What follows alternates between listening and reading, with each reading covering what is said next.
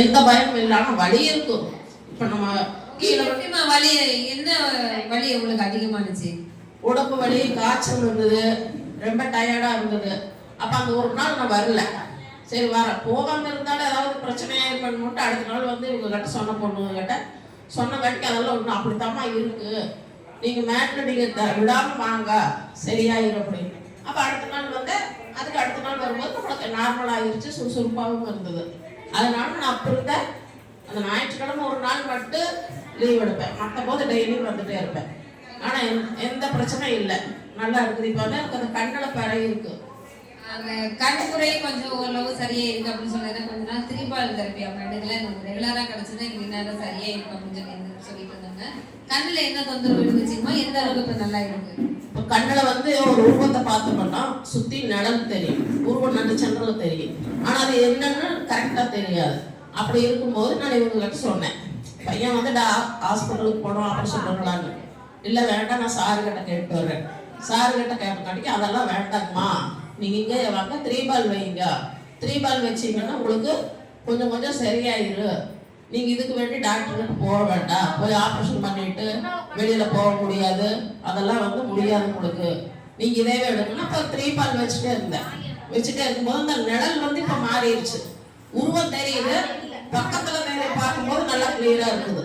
ஆனா கொஞ்சம் தள்ளி போகும்போது தெரியறது இல்லை. பக்கத்துல பார்க்கும்போது நல்லா தெளிவா தெரியுதுன்றாங்க, தூரமா பார்க்கும்போது மட்டும் கொஞ்சம் எனக்கு இதா இருக்கு. கொஞ்சம் ரெகுலரா நான் எடுத்தேனாங்க நல்லா சொல்லி சொல்றாங்க. எவ்வளவு பர்சன்டேஜ் வந்து அது சரியா இருக்கும்?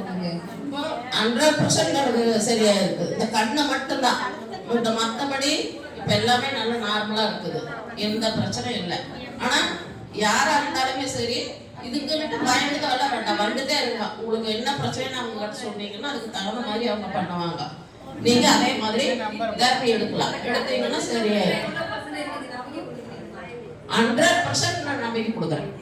இது வந்து கரண்ட் வச்சு பண்றதுலாம் இது கரண்ட் தெரப்பியா அப்படின்னு சொல்லி சிலருக்கு சந்தேகம் இருக்கும். அதை பத்தி நீங்க என்ன சொல்றீங்க? அந்த மாதிரி எங்கிட்டே அப்படிதான் சொன்னாங்க. அப்ப நான் சொன்னேன், ஏன்னா நம்ம கரண்ட்ல வந்து நான் அதுல கொஞ்சம் பட்டிருக்கேன்.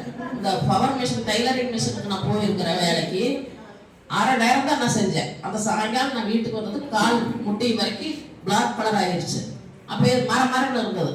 இப்போ என்னோட இந்த மாதிரி ஆயிடுச்சுன்னு சொல்லி டாக்டர் கிட்ட போகும்போது, இந்த மாதிரி நீங்க என்ன வேலை செஞ்சீங்க அப்படின்னு, இப்படி மிஷின்ல தைக்கிறதுக்கு போன பவர் மிஷின்ல உட்கார்ந்தேன், அது கால் இந்த மாதிரி ஆயிடுச்சுமா அப்படின்னு. அப்போ உங்களுக்கு பிளட் எல்லாம் இதாயிருச்சு, இப்படியே போயிடணும், நான் அடுத்த நாளைக்கு போனீங்கன்னா உங்களுக்கு அப்படியே மேலே வரும், பிளட்டு வந்து சர்க்குலேஷன் ஆகாம நிக்குது, இந்த மாதிரி நீங்க போக வேண்டாம். இந்த பவர் மிஷின் இருந்ததுன்னா பெடல் அடிக்கிற மாதிரி இருந்தா போங்க, பவர் மிஷின்ல உட்காராதீங்க. ஏன்னா அதனால எனக்கு தெரிஞ்சிருச்சு, கரெக்ட்னா இங்க நான் படுக்கிற அன்னைக்கே தெரிஞ்சிருக்கு. அப்போ வந்து அம்மாவுக்கு அந்த எக்ஸ்பீரியன்ஸ் இருந்ததுனால வந்துட்டு இது அம்மா வந்து கிளியரா புரிஞ்சுக்க முடிச்சு. அதாவது பவர் மிஷின்ல உட்கார்ந்த அச்சத்துக்கு அம்மாவுக்கு என்ன ஆயிடுச்சு, பிளட் சர்க்குலேஷன் இல்லாம கால்லாம் வந்து கருப்பாடிச்சிருச்சு. அப்ப இங்க வந்து உங்களுக்கு அது கருப்படிச்சாமா? இல்ல அந்த மாதிரி இல்லை. அதனாலதான் நான் பியூரா அதை நம்பினேன். ஏன்னா நான் பிளட்டு வேற ஏற்றிருக்கிறேன், 2 பாட்டில் பிளட்டு ஏற்றிருக்கிறேன். அந்த பிளட்டு இதான் அதுக்கப்புறம் டாக்டர் கிட்ட போய் நீங்க பிளட்டு ஏற்றியதான் ஆக வேண்டும், இல்லாட்டி உடம்புக்கு வந்து ரொம்ப முடியாமாயிருக்கு. ஆமா சரிம்மா. அப்புறம் இன்னொரு டவுட் இருக்கு எல்லாருக்கும், சூட்ல படுத்தா ரத்தம் உறிஞ்சிருமோ அப்படின்னு ஒரு டவுட் இருக்கு. இப்ப அம்மா வந்து 120 நாளா வந்திருக்காங்க, அவங்களுக்கு எத்தனை லிட்டர் உறிஞ்சிருக்குன்னு கேட்டுக்கலாமா? உங்களுக்கு எத்தனை லிட்டர்? அந்த மாதிரியே இல்லை. இப்ப எனக்கு வந்து பிளட் வந்து நல்லா சர்க்குலேஷன் ஆயிட்டு இருக்கு. இப்ப எனக்கு வந்து அப்ப பிளட் இல்லைனாவே நம்மளால வேலை செய்ய முடியாது, கை கால் சோர்வாயிரு. படுத்தோம்னா நம்மளுக்கு தூங்கிட்டே தான் இருக்க வேண்டும், எந்திரிச்சு ஒரு வேலை செய்ய தோணாது. ஏன்னா நான் அதுல எல்லாம் அனுபவப்பட்டிருக்கேன். இப்ப இது இங்க வந்ததுக்கு அப்புறம் அந்த மாதிரி என்ன, அந்த பிளட் எடுத்து இவங்களும் எதுவும் பண்ண போறது இல்லை, அதை வந்து சேஃப்டி பண்ணவும் முடியாது. அப்படி அது அம்மா என்ன சொல்றாங்கன்னா, ரத்தம் உரியறதெல்லாம் ஒண்ணும் கிடையாது, ரத்தத்தை உறிஞ்சி இவங்க என்ன பண்ண போறாங்க சரிங்களா அப்படின்னு சொல்லி சொல்றாங்க.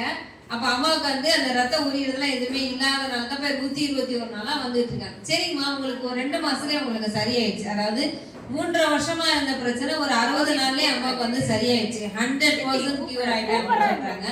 அப்புறமா ஏமா இவ்வளவு நாள் தொடர்ந்து இப்ப வந்து நான் வந்து ஏதாவது சாப்பிடுவேன், நம்மளுக்கு விருப்பப்பட்டதை செஞ்சு சாப்பிடுவோம்.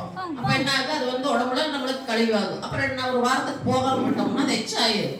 மறுபடியும் வந்தோம்னா இங்க மறுபடியும் உங்களுக்கு கொழுப்பேறி இருக்குது, உடம்புல வந்து கொலஸ்ட்ரால் இருக்குது, அதை இறக்க வேண்டும் அப்படிமா. எதுக்கு அந்த பாடு? ஒரு 1/2 மணி நேரம் வரணுமா, ஒரு 10 நிமிஷம் உட்கார்றோம், போய் 1/2 மணி நேரம் காப்பி எடுக்கிறோம், அது அப்போ வெளியில வந்துருது. Very good. அம்மா என்ன சொல்றாங்க அப்படின்னா, திரும்பவும் நான் போய் என்ன பண்ணுவேன், எனக்கு பிடிச்சதை நான் சமைச்சு சாப்பிடுவேன், திரும்பவும் அந்த கழிவு வந்து தங்கும்.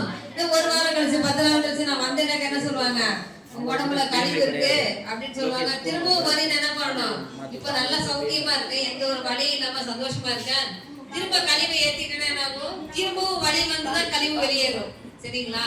அது ஏன் பாடு அப்படின்னு தினமும் எனக்காக கொஞ்ச நேரம் நான் ஸ்பெண்ட் பண்றேன் அப்படின்னு சொல்லி என்ன பண்றாங்க, தினமும் ஒரு 1/2 மணி நேரம் ஸ்பெண்ட் பண்ணி நான் தெரப்பி எடுத்துக்கிறேன் அப்படின்னு சொல்லி இப்ப அம்மா ரெகுலரா வந்துட்டு இருக்காங்க. சோ அம்மாவுக்கு வந்து அந்த நாலேஜ் கிடைச்சிருக்கு. சரிங்களா? தனக்கு கிடைச்ச ஆரோக்கியத்தை மெயின்டைன் பண்ணிக்கணும். சோ அதை இப்படிதான் மெயின்டைன் பண்ண முடியும்ன்ற நாலேஜ் அம்மாவுக்கு கிடைச்சிருக்கு. சோ அதுக்காக அம்மாவுக்கு என்ன பண்ணலாம், ஒரு ஜோரா ஒரு நல்ல கைதட்டல் கொடுத்துடலாம் அம்மா. சரிங்களா? சூப்பர்மா, தேங்க்யூமா, தேங்க்யூ.